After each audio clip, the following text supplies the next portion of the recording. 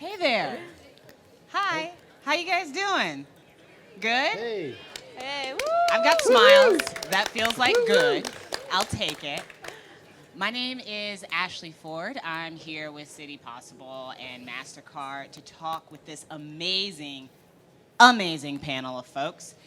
We're going to be talking about the role of younger generations in future-proofing cities. I am going to let my guests very quickly state their name, their title, and just very quickly what they do before we get into questions.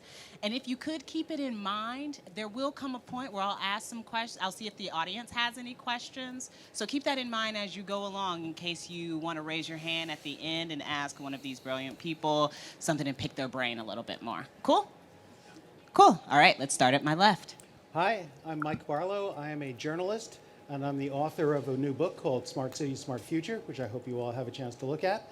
And basically, I'm that guy with the inquisitive mind who asks a lot of rude questions that keeps society going. Thank you. I'm Michael Guerin. I'm the program manager of Smart Docklands, which is a smart city testbed in Dublin City in Ireland. So it's the location we trial and test new technology before we roll it out to the rest of the city. my name is Eva Maria Baumer. Can anybody guess where I work? MasterCard. I work for MasterCard.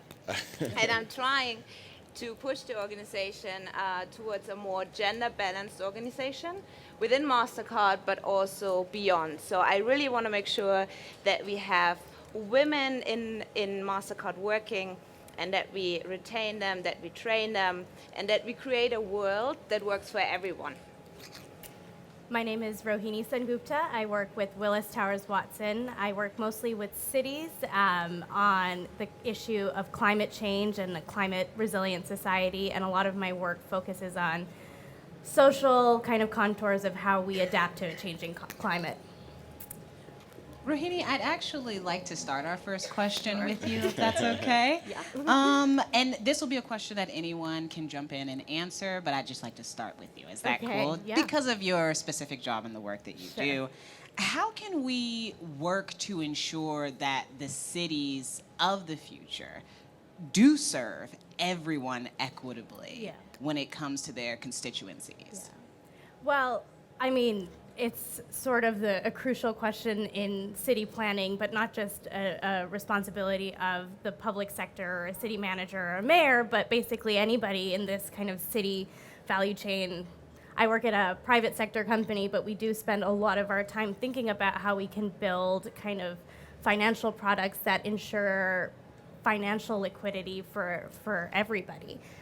So I think the biggest thing will be to realize that it's not just on the onus of your elected representatives. It's not just up to your mayor to fix it, but everybody can get involved. And I live in New York City, and one of the main ways you can also get involved are through like participatory budgeting and all these things that I didn't really know about or think about. And I am the only 26-year-old in the room when I go to these meetings, but your voice and input is crucial. And I think, the biggest thing is people just get so excited when they see someone who is younger and doesn't necessarily look like them getting involved in things. And there's no age limit to democracy. There's no age limit to participation, unless you can still do things before you're 18 in these types of things. You can, I promise. Mike Barlow, how about you? Okay, it's all your responsibility to make sure that the city is safe for people like me who are getting older. And I'm all about accessibility, so I'm not gonna talk about finance, although I will perhaps talk to MasterCard later about extending my credit line. But for us, it's all about being able to get around. I know my mom is 89, she's about to be 90, hopefully, knock on whatever. And it's just really important that the curbs are set right, that there are elevators in the subways, all those little things. And this was the kind of stuff, frankly, that my generation didn't really care about. We didn't do a great job with this. So I'm hoping that you guys do a better job of taking care of us. That's my plea. Mike? Yeah, so I suppose the main focus I think cities need to take is engaging with people, but people of all generations. So it's obviously great to see so many young people here today and at this conference, but I think cities traditionally maybe engage with a small group of people. I think they need to engage with people from all different backgrounds, from all different age groups, different stakeholder groups, businesses, residents, whatever it might be. and try and understand what their needs are. It's not really a traditional approach for cities to do that, and I think they need to be much more open going forward to properly engaging with people and not just paying lip service, actually listening to what people say, and then have some kind of feedback loop where you act on what you've done, and then you can show what you have done, what you haven't worked on, and the reasons you haven't, and then get some more feedback on what you should work on going forward. So like ongoing, continuous engagement, I think is very important. Eva, how's that working out for MasterCard? It's a great question. So what we are trying to do is to embrace diverse perspectives and bring diverse perspectives at the table. Because that way, to bring more diverse perspectives, different type of people to discuss and find solutions, that is how we go about it. And when it comes to, I'll give you an example, when it comes to how we drive, for example, gender balance, right? So we look at it in 3 ways. The first one is how we look at it from a people perspective. How do we look at our own people within the company? The second thing is how we put a gender lens on our products. And the third way is how do we engage with the public and private sector to actually find solutions that make impact, that drive impact. So, and we figured out that the best way to do it, and it goes into your direction and also into your direction, Mike, is to really listen and not propose and come with solutions without consulting. And I want to say to all of you, you have a voice, right? So think about Greta Thunberg. She is gone out there and had a voice, and people listen. So I want to encourage you as well to share what works and how you would like to contribute. So, how do we engage these different communities who are not necessarily used to being engaged on these issues, maybe asked for feedback, but when we're getting to a place where we're about to do the thing, no one's talked to them before it goes out? How do we prevent that in not just I don't want to say not just in government, but also in the private sector, because we're talking about these two places working together. So how do we prevent that across the board? And anybody can take that. Go ahead. There's something called design thinking that Cornelia and I discovered when we were writing the book. And design thinking means that you think of the person using the service at the end. And this person is going to be everyone, right? So it's got to be young, old, male, female, every different possible flavor of individual. So if you think of the end user when you're designing your systems, that's how it's going to work. In other words, you cannot sit in your office and say, I'm going to write this great piece of code and it's going to be fine for everyone. That's because it never works like that. We have a great story in the book about New York City going in and trying to figure out how to do a more accurate census of the homeless people there. They had to change the interface. They wrote a great interface. It was really beautiful. It didn't work in real life, so they had to come back and change it.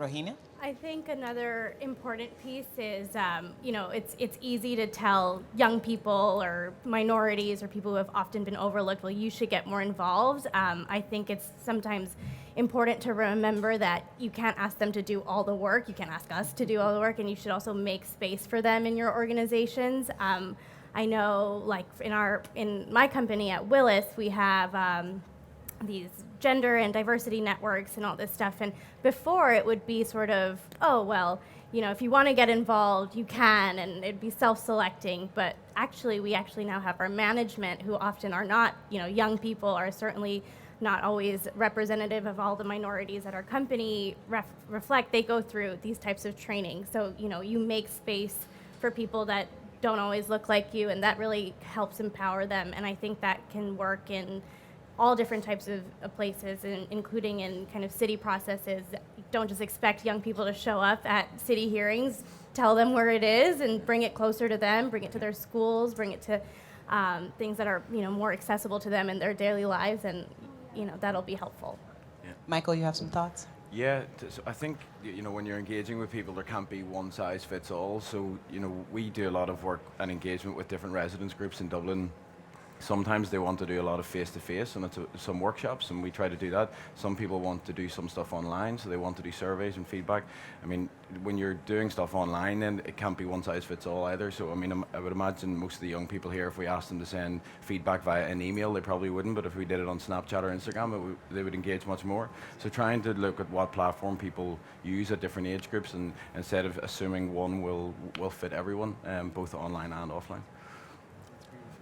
Can I ask, how have any of you seen engagement from, let me rephrase this. How have you seen intergenerational engagement change when you actually reach out to all generations? Like, does it change? Because there are some people who will say, we've tried to reach out. We've done this, we've done that. Nobody shows up. No one's interested. How do we fix that? So I'm asking, have you seen, or what are some examples of this really working out in the favor of a company or organization or government? Yeah, I answered that one as well.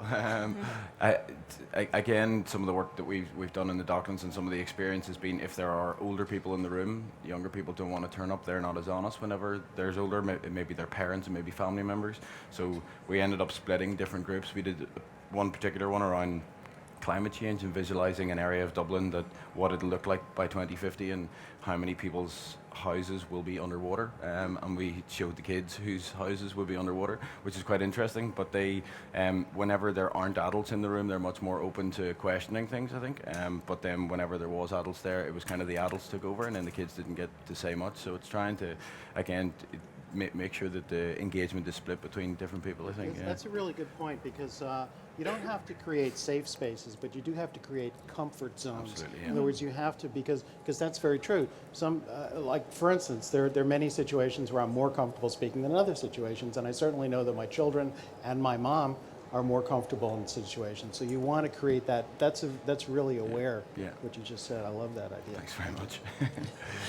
I think, yeah, and also to add to your point, creating spaces where people can come together from a community perspective is crucial. That's why I'm hoping that the planners, for example, in cities, are taking this into consideration, right? How do we bring the community together? How do we make sure we bring different generations together? How do we make space for people to come together? So I live in London.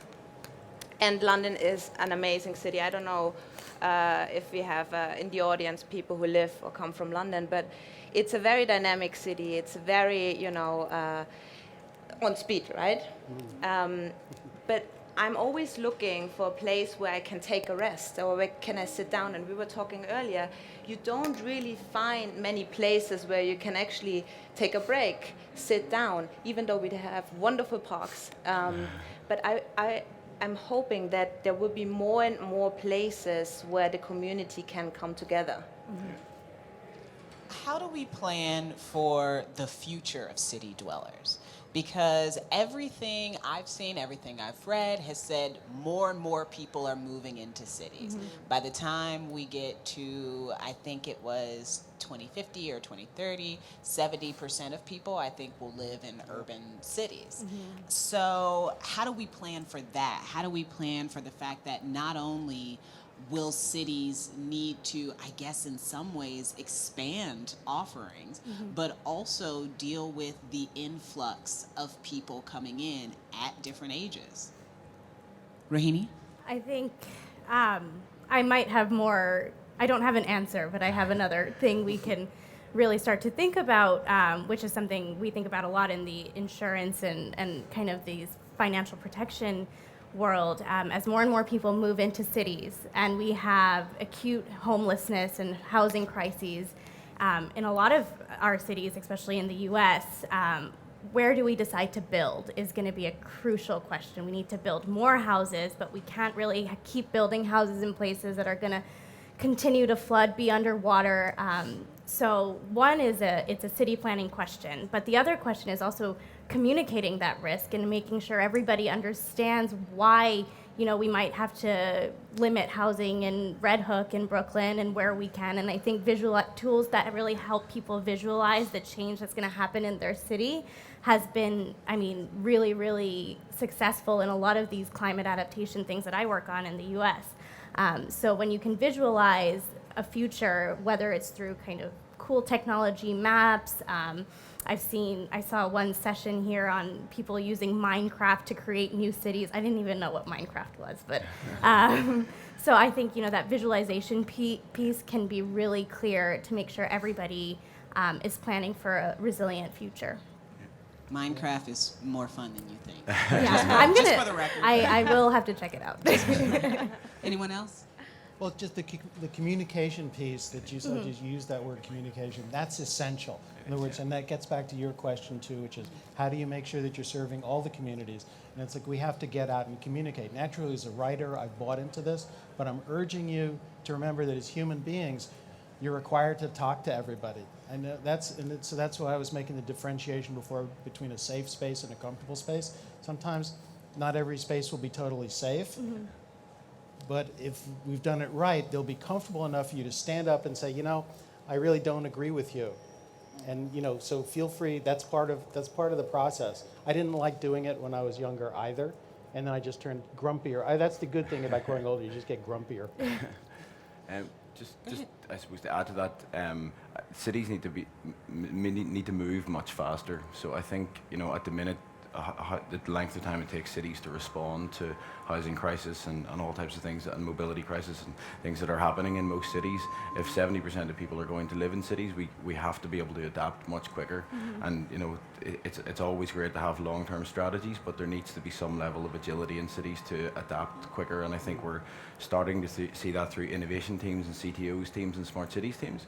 But I think that needs to filter down into which is definitely a very difficult thing to do. I mean, that's change management in a public sector organization that doesn't really like change, but trying to get that more agile mindset, I think, is what cities need to look at. Fantastic. Eva. I think that these challenges need to be managed by leveraging technology and data to base decisions on, but also speak to the communities that are impacted. So twofold, the data and outreach to the communities that are impacted.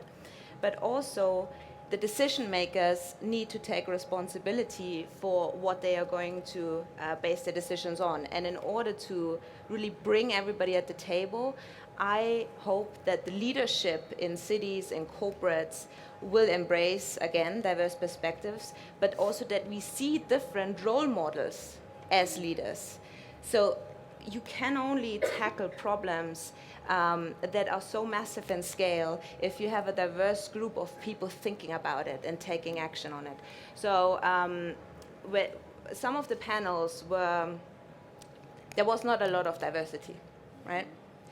So how can we tackle a problem that impacts so many people, but only a small set of mindset is tackling it, right? So I'm hoping that more leaders will step up, that bring different things to the table. For younger generations who are at a point, and individual members of the younger generations who are at a point where they're like, no, I very much want to be involved. I want to find the table and sit down and have the conversation with the people who can change things and with the people who will listen about the concerns of my generation. Where do they begin? How do they start that? That's the thing that I always wonder about, because it seems sometimes, not all the time, like these processes are almost purposefully tricky or purposefully full of obstacles that would deter any reasonable person from wanting to be involved. So when someone does want to push through that, where do they begin? Practice at school. Practice, run for class office. I know it's like really, it seems silly, but do it anyway. I forced myself to run for secretary of the class when I was a freshman. Do that stuff, because that will train you to stand up in front of people in uncomfortable situations, and then you'll get better. And then by the time you're 25 and you want to complain, or 30, and you want to complain about the zoning or the lighting, you'll be like totally comfortable doing that. Anyone else? I'm good. Michelle Obama once said something about, I'm going to butcher this, but she said, they asked her, well, wasn't it scary to be like at the table with some of the smartest people and the most powerful people in the world? And she kind of responded saying, well, they're actually not that smart. There you go. So I think, you really have to believe in yourself and sort of have the confidence and, what you might say, what you're going to say, it might be wrong, but, people say wrong things all the time. So, have the humility to, be able to change your viewpoint, but don't be afraid of being wrong. Don't be afraid of, being bold and just say it. Just do it in a respectful way. But, and if you can. really believe in yourself. Yeah, really believe in yourself. Yeah, Yeah. I think so. From the other side of that, I think cities need to have ways for people to speak to them as well. So I mean, again, the Instagram and Snapchat thing. If everybody under the age of 25 wants to communicate with the city council with that, then those platforms should be available. And I think being able to, at the minute, if you wanted to give feedback to most city councils or most local authorities, as you said, is pretty difficult, and you don't really know whether anybody receives it. I'm sure somebody receives it, but they probably don't respond to let you know. I think having the different types of platforms, and then I think people will feel that they are being listened to, and that there's, the doors are open to feedback. So yeah, different types of platforms I think are important.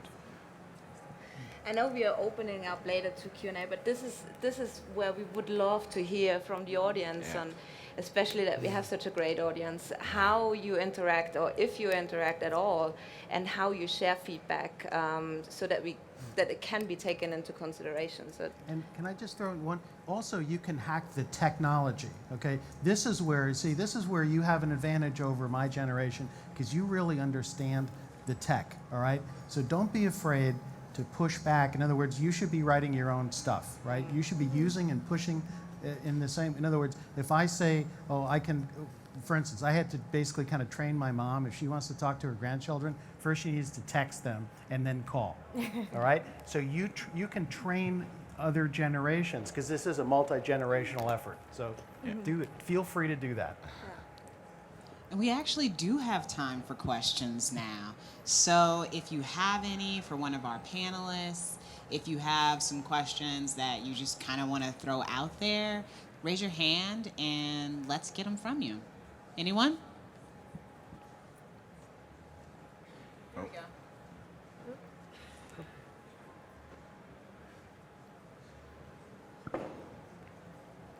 Hi, it works.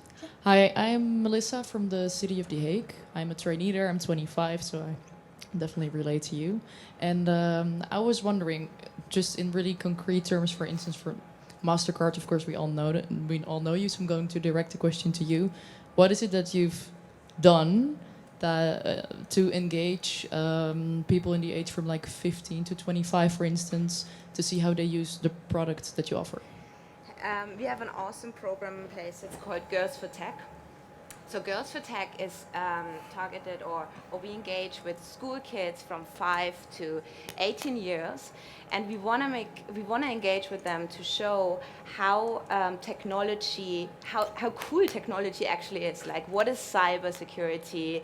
What is biometrics? What is artificial intelligence? And we do this in a way that's actually cool and fun. So we went actually with Louise, who sits there. We were at the London Transport Museum in London. We do this across the globe, but we were in London. And a lot of MasterCard employees get engaged, and they show how our technology works, but not only how our technology works, what does it actually mean? And how does it, like, how cool it is. And the reason why we do this is because we want to bring STEM, so topics that are focused on science, education, closer to girls, and help them take away this fear that sometimes is associated with it.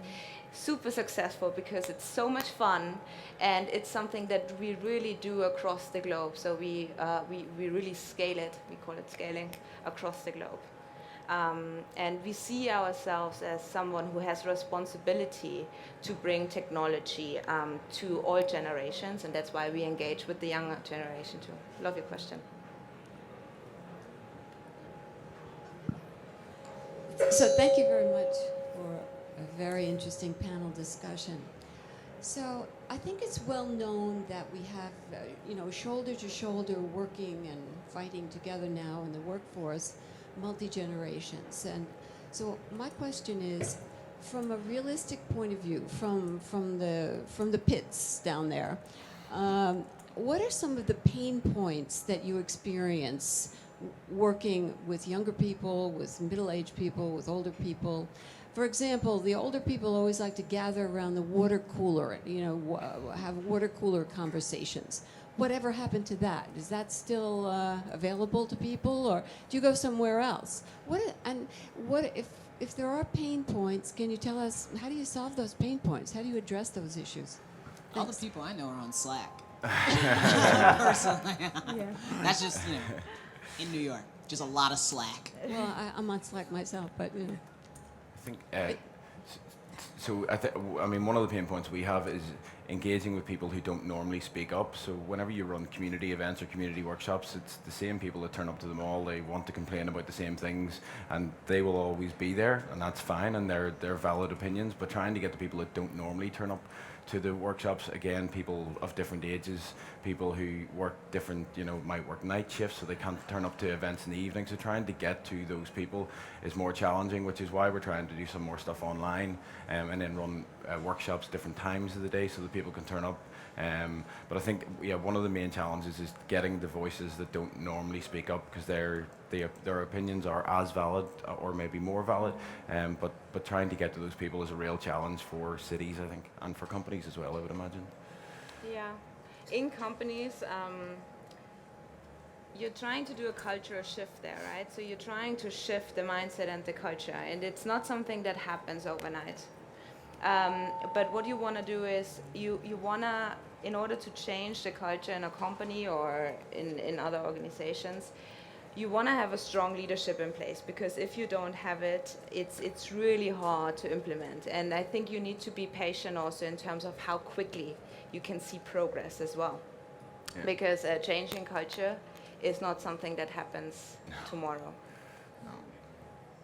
So- Go ahead. No, go ahead. I think one thing that I would mention from my experience is how do we count effort? I think that there's a tendency with working with younger generations, millennials, and all the things you read about how we don't want to do this, we're lazy. I mean, I think effort is really different these days, and putting in a 9-to-5 shift doesn't really exist anymore, because maybe people did have to get to work at 9 and leave exactly at 6, but now I'm responding to emails on my phone at 11, and I'm on a call when I'm in Barcelona, but with someone in California. So, I might, so effort is changing, and the way we work is changing, and, we don't necessarily need to think of things as like, well, in my day, I got here at 9, and I'm going to also, and maybe that's just because I really don't like getting to work at 9. The subways in New York are very hard to get anywhere at 9, so there's a mobility problem for you. Allow me Yeah, go ahead. Sorry, allow me to push back. I just want to return to the question. In other words, what we don't want to do is to set up communication ghettos. And what I'm trying to say is, I was here 5 years ago. The deputy mayor of Barcelona very angrily stood up and said, "You mean if I don't have one of these, I'm not a citizen?" Because what he was saying is everything is moving to this, all right? And I remember when he said that, I said, what's wrong with him? And of course, now I understand what he means. So part of it is mindfulness. Now I'm just addressing you guys, which is be mindful of the fact that it is going to take you explaining to me how you want to be communicated with and communicated to. And there's going to have to be back and forth in the same way that I had to remind my mom, you know what? My kids aren't going to pick up the phone, but if you text them first, then they will. So just be, back to the Cornelia's water cooler question, this is a really valid question. The multi-generationalism works in all directions. Thank you. No problem. We have somebody in the corner.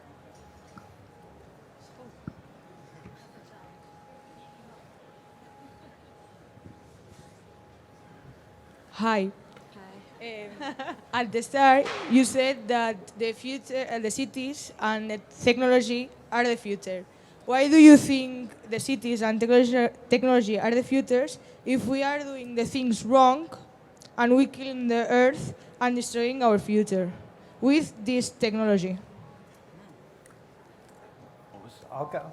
Anybody? Yeah, one, point well taken. And yes, my generation did its part in, messing a lot of things up, and I hand it to you to fix it. I'm being serious now, okay? I'm not going to be here.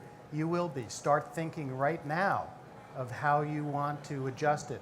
You're not going to win every battle, but you'll win a lot of them, and I guarantee you'll lose every battle that you don't fight. So I urge you to start fighting now.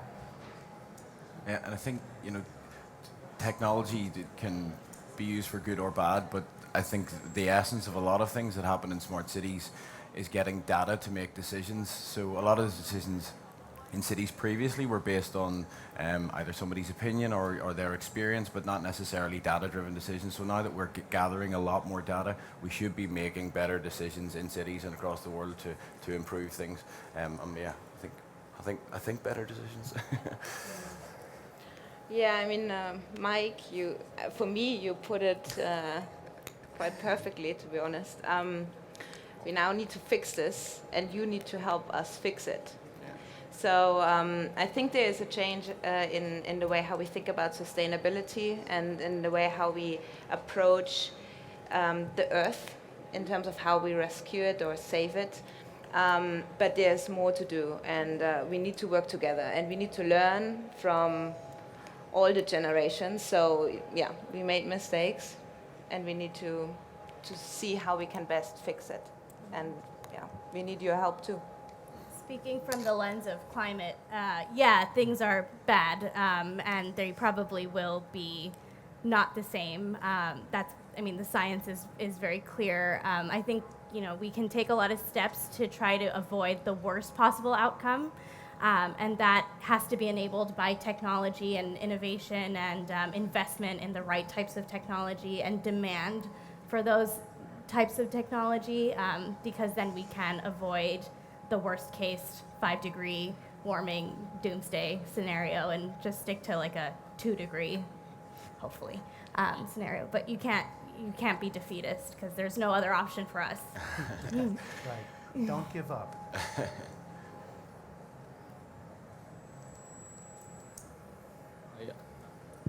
Hi, I'm Joe Rich from the University of Manchester. We've spoken about intergenerational engagement and equity, but we haven't spoken about intereconomic equity and engagement. So the poorest in society will be most affected by climate change. I'm glad we're on that topic. How does, for example, MasterCard intend to engage with those who have dire credit and cannot actually get on the financial system to build resilient environments for themselves to survive? Because the rich can move, but the poor are, they don't have the option to do that. So how are you engaging with those who are on the lower economic spectrum? So we do a lot in that space. Thanks for your question. So we do a lot in that space. It's part of our strategy. And in 2015, we actually went out and committed to bring 500 million financially excluded people into the financial ecosystem in a sustainable way. And by 2020, and we are on track to do that. So now what we are thinking is, what's the next step? Because we're reaching that goal. And the way how we do it is we want to really do it in a sustainable way, because we want to make sure that the usage of credit is encouraged in a sustainable way. And I give you an example of what counts towards our goal. Spent a year in Kenya to launch what we call Jazaduka. It's a global partnership that we have with Unilever in place, and Unilever came to us and said, hey, the shop owners that purchase from us, they only have cash in hand, but the demand is so much higher. More people want to buy from this little kiosk. It's not like a Walmart, we talk about little kiosks. But they can't buy more products because they only have cash. So what we have done is we have built a program where we provide interest-free short-term credit to them so that they can buy Unilever products and they can sell it then to end consumers. And the problem that we try to fix here is that shop owners, especially in developing markets, they don't have access to credit because banks are not lending to them because they don't have any information based on which they can lend towards. So we digitized the infrastructure between Unilever and the shop owner, so the sales history that the shop owner has with Unilever, and gave that data to the bank and said, hey, here's the data from the shop owner based on which you can provide a credit limit. So we have done that, and it's actually quite interesting because the shops who use the credit facility, they make 20% more profit. So it helps Unilever, it helps the shop owner, and it helps the bank who has access to a new client. And obviously, we sit in the middle as a platform. Yeah. This is brilliant. What MasterCard is doing just is absolutely brilliant, and because they're data scientists, like par excellence, they can figure out how to, in other words, how to game the system so that they can actually loan more money to more people. And one of the things we don't talk about here is what MasterCard and other large financial organizations are doing in India, particularly, and China, where we're talking about bringing billions of people out of the lowest levels of the economy by providing microloans. And that kind of stuff wouldn't be possible without data science, because you can really parse the risk really carefully now. And that's thank you, thank you, MasterCard. Anyone else? Questions? Yeah?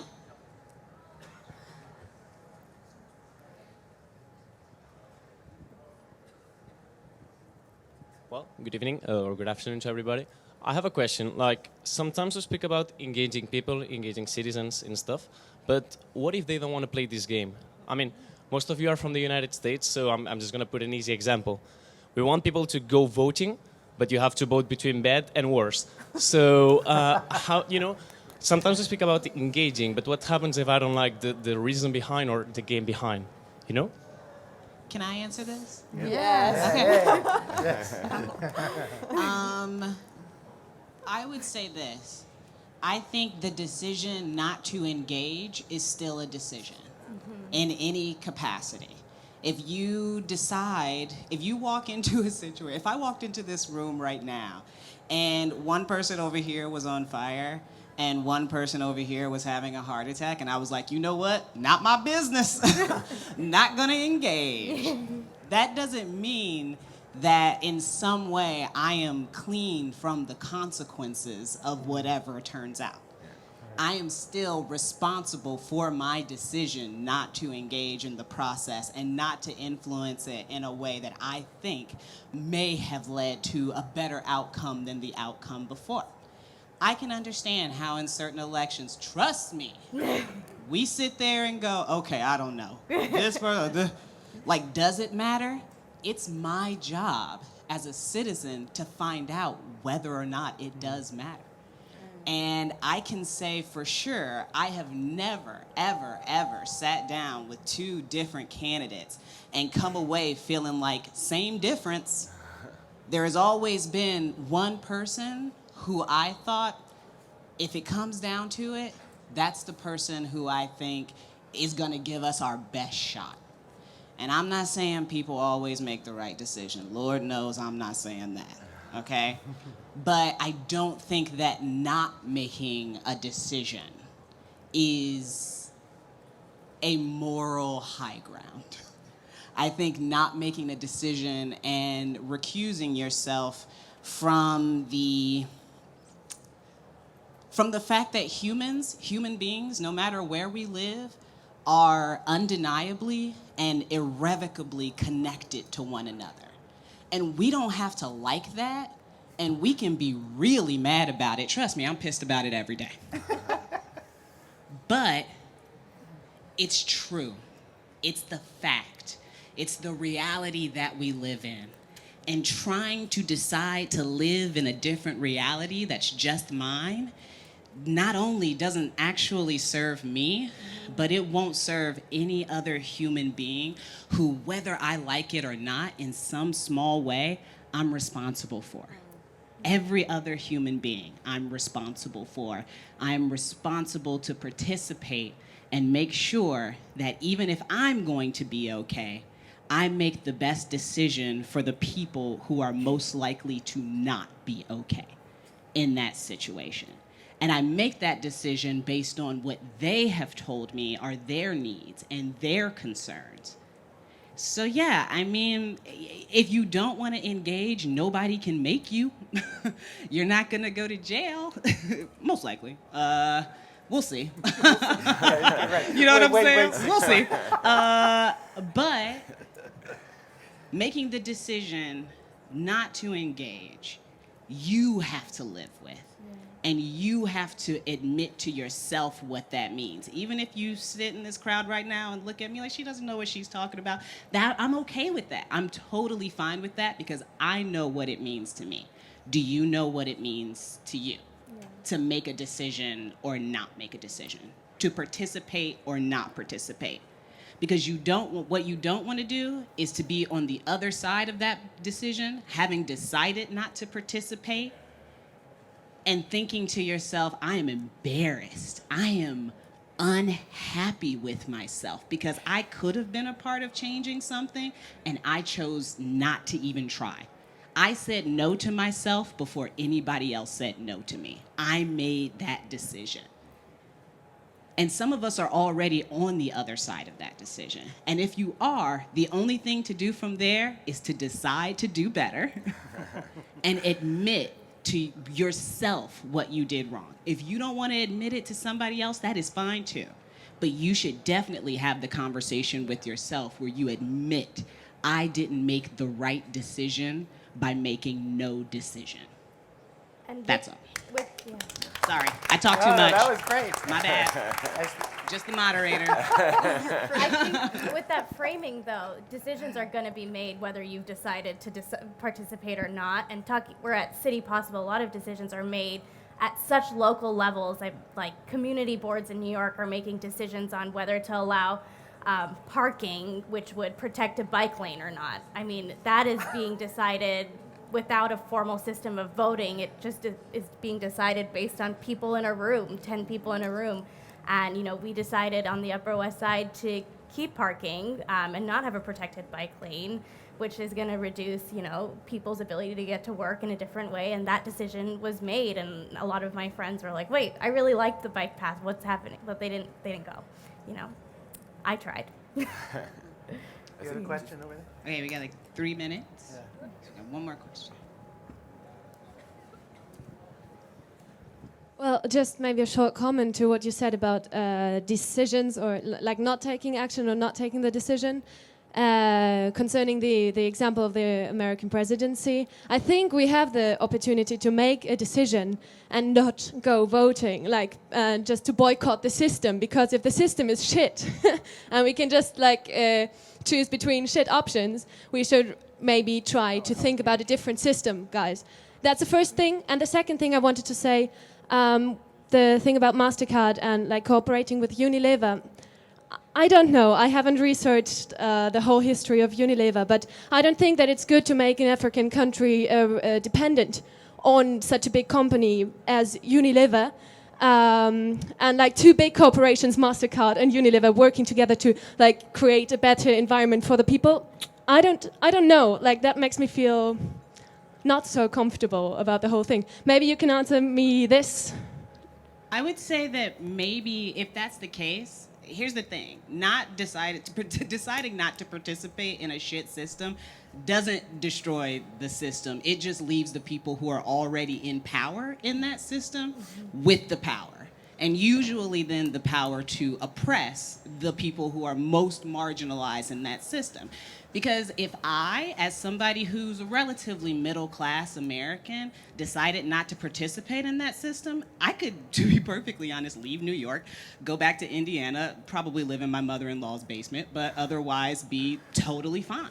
And I would be okay. But there are people in this system who, at that most marginalized level, will not be okay. And their voices won't be heard because in a lot of cases, they have not had the opportunity, and I want to make that very clear because I don't want to make it sound like people who are in lower classes are in some way uneducated or unsmart, because I lived in a lower class for a really long time and I am brilliant. Look at me, right? But the people who are there won't necessarily have the information they need, and that is by design from the people who are most powerful in order to advocate for themselves. The better, in my opinion, the better option, instead of deciding to randomly boycott a system, which usually doesn't work because people don't get organized quickly enough and well enough. Not saying that it couldn't, but the imagination has to be up there and the people have to be behind it and they have to go for it. But when these things usually happen, what ends up happening is that we go and we decide to boycott, and then we go on living our lives. And the people who suffer most under oppressive systems suffer more from whatever punishment is rolled out from those most powerful back into the community sphere. I'm not saying that you are wrong about power structures and how messed up they are and how people suffer. But I am saying we have to think about our actions with nuance and with the context of actual communities, not just theories of how we think things should work. What happens when we do those things and the turkeys come home to roost? What happens then? Right. Because that's reality, not theory. And we can't leave people out in the cold on theory. We can work with them in reality. I would much rather educate people who are in those lower marginalized classes. And I would much rather listen to them and give them the option to speak for themselves than to stand in my middle classness and boycott a system that has worked for me, and now I want to shut it down before somebody else gets the opportunity, not necessarily to benefit from that system, but to benefit from the resources that it holds. So, I'm really sorry, but we do have to end the panel now. If you guys want to continue talking and having questions, everybody I think is going to be around and you can talk to them. Was this the best panel or not? I mean, come on. It do- We want. It doesn't necessarily be the best Come panel. on.